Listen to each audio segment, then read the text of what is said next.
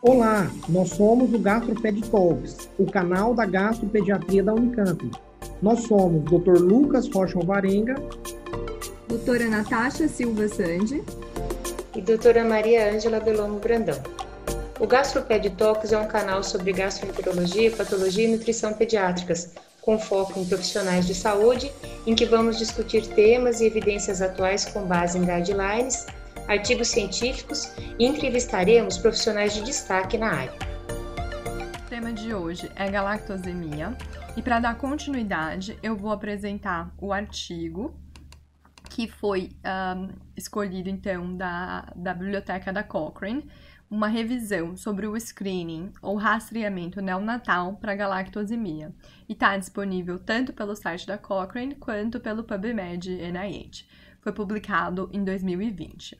E o motivo pelo qual nós escolhemos falar sobre o screening neonatal é porque, como já foi bem contextualizado na discussão do guideline, a galactosemia ela é um distúrbio autossômico recessivo e, como tal, relativamente raro, que ocorre por consequência de uma deficiência em uma das três principais enzimas envolvidas no metabolismo da galactose, que são a galactoquinase, GALC, a galactose 1-fosfato uridiltransferase, GALT, e a uridina de fosfato galactose 4-epimerase, que é a GALE. A deficiência da GALT é a mais comum, né? A deficiência da transferase, e é o que causa a galactosemia clássica. A frequência global da galactosemia, ela é às vezes difícil de ser estimada, porque existe uma variação populacional muito importante, mas estima-se que seja em torno de 1 para 62 mil nascidos vivos. Alguns dados recentes dos Estados Unidos, onde o programa de triagem neonatal avalia a galactosemia, falam de até 1 para 30 mil. Mas vale notar que existe, por exemplo, uma região específica da Irlanda em que chegou a ser reportada uma incidência de 1 para 480. E qual que é a grande questão da galactosemia? É que as crianças afetadas, elas vão nascer completamente saudáveis e depois elas podem ter esse declínio rápido e devastador após a exposição da galactose, que, como nós bem sabemos, está muito presente no leite materno e também está presente na maioria das fórmulas de proteína do leite de vaca. Os sintomas agudos da galactosemia classicamente acontecem na primeira semana de vida e incluem icterícia, vômito, diarreia, hepatomegalia, mas mais importantemente, o risco de insuficiência hepática e sepse por Escherichia coli. E sem tratamento, recém-nascidos com a forma clássica, eles morrem no período neonatal. E existe uma intervenção precoce que pode ser estabelecida, portanto, ter uma triagem neonatal projetada é algo interessante, e aí o principal objetivo seria detectar a galactosemia clássica.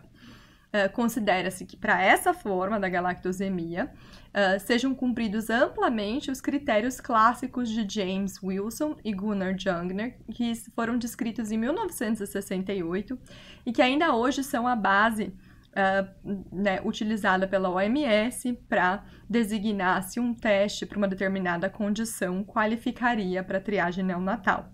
Como pediatras, nós devemos lembrar desses critérios, que são: a condição triada deve ser um problema de saúde importante, a história natural dessa doença deve ser bem conhecida, com um estágio precoce identificável e tem que ser uma condição em que tratar precocemente traga mais benefícios do que tratar depois. Além disso, deve haver um teste adequado para o estágio precoce e esse teste tem que ser considerado aceitável pela população. Além disso, como cuidadores de saúde, nós temos que conhecer os intervalos de repetição do teste e os nossos serviços de saúde, eles devem ser capazes de lidar com a carga extra de trabalho que resulta dessa triagem. Os riscos, tanto físicos quanto psicológicos, eles devem ser menor do que os benefícios que essa triagem neonatal pode trazer. E como que acontece a triagem da galactosemia? Então, ela geralmente é realizada nas partes do mundo que tem alta prevalência ou em lugares onde os programas de rastreamento são amplos. Em países como no Brasil, em que a triagem não é universal, não é uma prática padrão, os casos eles vão ser detectados em sua maioria quando os pacientes já têm sintomas clínicos. Mas a gente sabe que a triagem neonatal oferece essa oportunidade do diagnóstico precoce com a intervenção para mudança para a fórmula à base de soja, e aí reduz-se o risco de insuficiência hepática e o risco de sepse por E. coli. Dados americanos de 2008 estimaram que, num período de 10 anos, a mortalidade pela galactosemia foi reduzida em mais de 10 vezes como resultado da triagem neonatal nesse país. Infelizmente, porém, a triagem ela não impede a totalidade das complicações da galactosemia de longo prazo, porque, por exemplo, a dificuldade de aprendizagem e o risco de falência ovariana, eles persistem porque há uma produção endógena de galactose. Então, a principal importância da triagem neonatal reside na prevenção da insuficiência hepática e da sepse. Na ausência da triagem neonatal, a maioria dos bebês com a forma clássica acaba na UTI neonatal.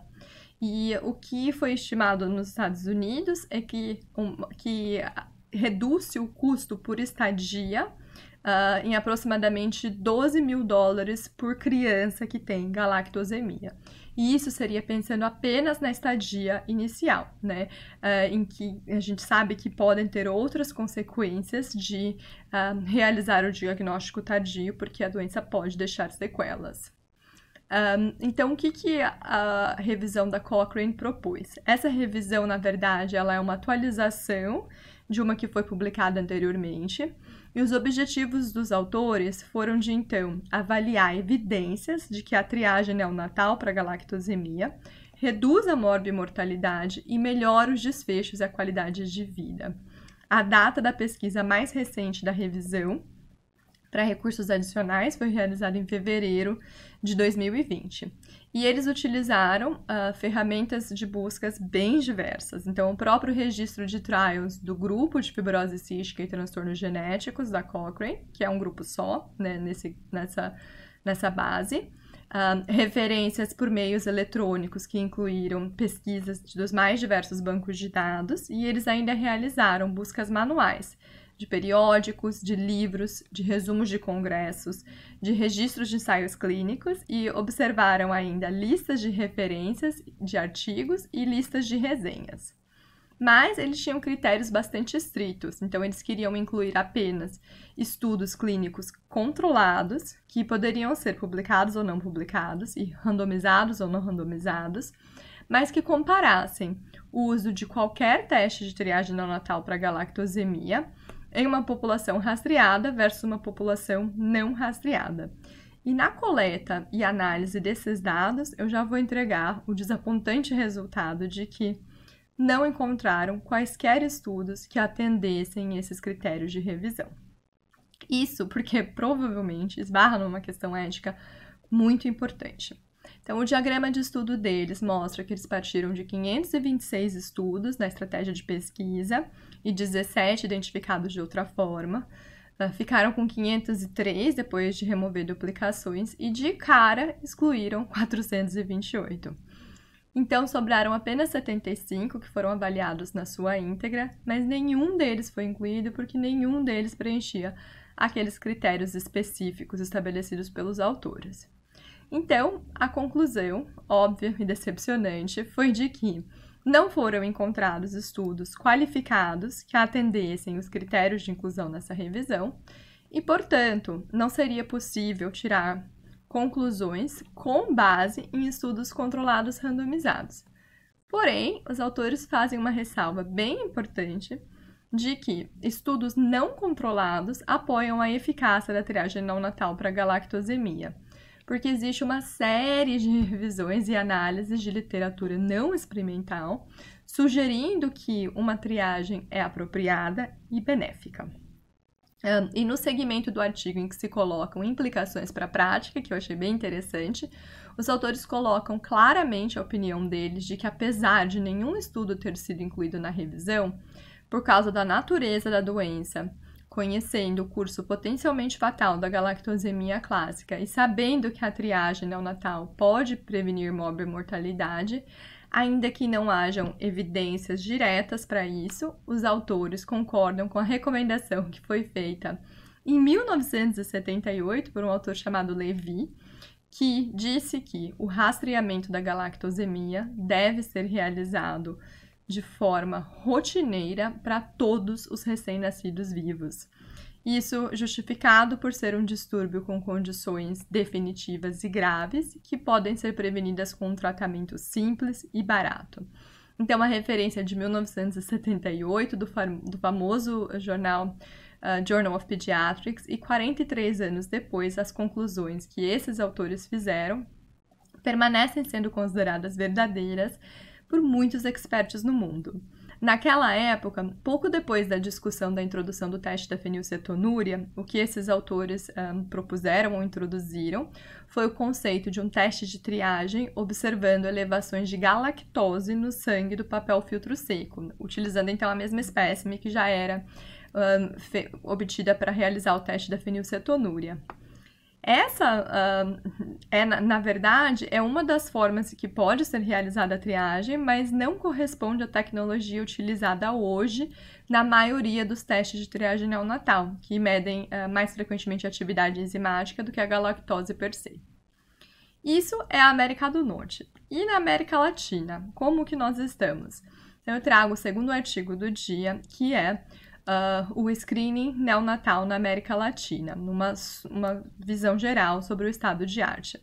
Então, esse autor resume que na América Latina, onde nós temos 20 países e mais de 630 milhões de habitantes, temos toda uma diversidade geográfica, demográfica, étnica, cultural, econômica, social e também de sistemas de saúde. A gente vai encontrar uma variação muito grande na prática do screening neonatal.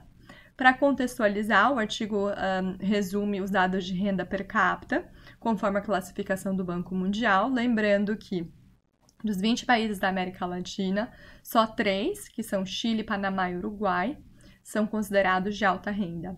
O Brasil fica numa lista junto com a maioria dos países, considerado de renda média alta. Existem 4 classificados como de renda média baixa e apenas o Haiti classificado como renda baixa. A diversidade se reflete, então, nos programas de triagem neonatal, que variam amplamente quanto à sua data de início, modalidade de implementação, painel de doenças rastreadas, legislação em vigor, se o teste é obrigatório ou não, tecnologias utilizadas no teste e, significantemente, na cobertura. Dessa forma, pode-se classificar esses países em 5 grupos, quanto à qualidade e à cobertura, desde programas nacionais bem estabelecidos e amplos, até, infelizmente, países como o Haiti, que não tem nenhum programa. Apenas 6 países têm uma cobertura maior ou igual a 90%, e essa estatística, infelizmente, não inclui o Brasil. Mais 6 países têm uma cobertura maior ou igual a 70%, e aí sim está o Brasil com 85%. Portanto, se a gente somar esses 6 com os 6 que já tinham maior que 90%, nós temos 12 dos 20 países da América Latina com cobertura maior do que 70%. Os 16 países que têm programas ativos de triagem neonatal, todos avaliam para hipotireoidismo congênito, 14 para fenilcetonúria, 12 para hiperplasia adrenal congênita e fibrose cística, e 8 avaliam a nossa condição de interesse de hoje, que é a galactosemia. A saber, então, é Cuba, Costa Rica, Argentina, México, Guatemala, Panamá e Equador. A triagem por espectrometria de massa em tandem, que nós sabemos que é uma tecnologia bastante moderna, ela está implementada em nível nacional apenas em 2 países. Mas, infelizmente, no Brasil, não há consenso em relação à triagem neonatal para a galactosemia. Houve uma proposta de incorporação do teste no Programa Nacional de Triagem Neonatal, e o documento, então, do CONITEC, ele apresenta uma revisão das evidências científicas e uma avaliação econômica baseado num índice incremental de custo-efetividade por ano-vida.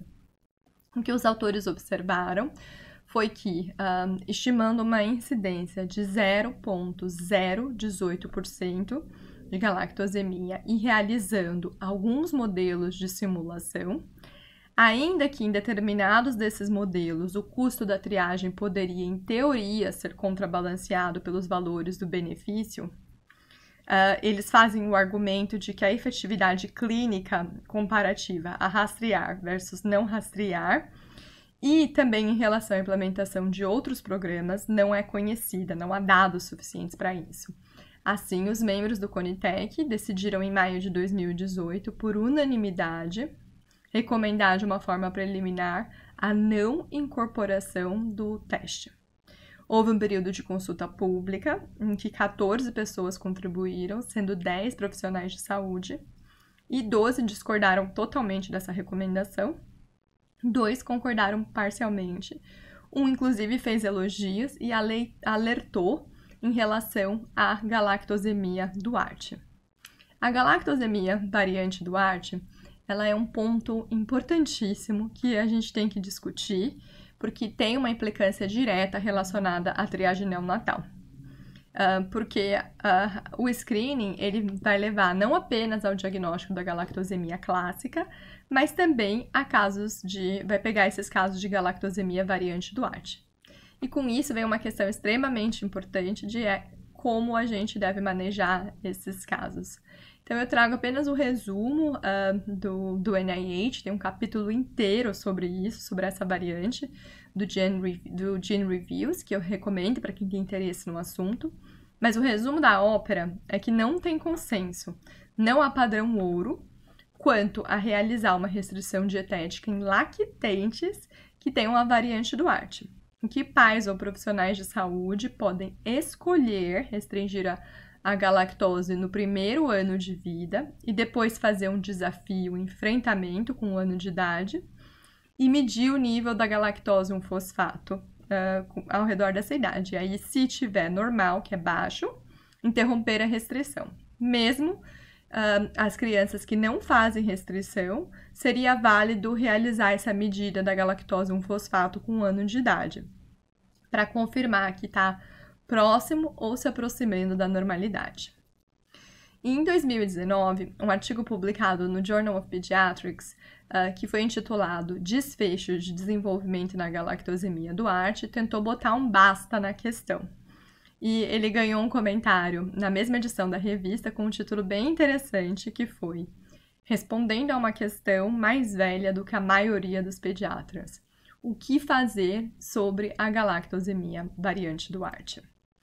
E de uma forma muito resumida, o que esse estudo de 2019, que é descrito como de referência, demonstrou foi que a galactosemia variante de Duarte não se associa com um risco aumentado de anormalidade do desenvolvimento. Foi um estudo bastante robusto e bem desenhado, em que foram avaliadas 206 crianças com galactosemia Duarte e 144 controles, todos entre 6 e 12 anos de idade. Os controles eram irmãos não afetados. Para quê? Para garantir que essas crianças cresceram no mesmo ambiente, sob o mesmo tipo de estímulo. E eles avaliaram o resultado de desenvolvimento em 5 diferentes domínios. Então, físico, desenvolvimento cognitivo, desenvolvimento motor, fala e audição e socioemocional.